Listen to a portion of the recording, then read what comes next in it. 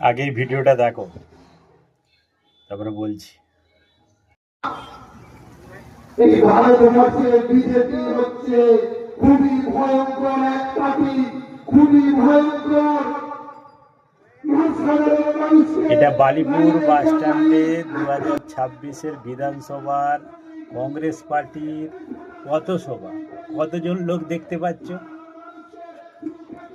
এতে কি বোঝা যায়? কোনোদিন কিছু অহংকার করবে না। আজকে যেটা তোমার কাছে আছে কালকে থাকবে না। এই কংগ্রেস পার্টি 50 থেকে 60 বছর পুরো এই দেশে রাজ করেছে। আজকে একটা ঝান্ডা ধরার মতো লোক নেই। বিধায়ক 4টে থেকে এসে মাইক সেট খাটিয়ে আর এই হাল।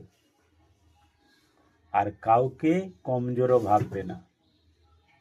এটা নিজেদের জীবনেরও একটা শিক্ষা। জয় হিন্দ।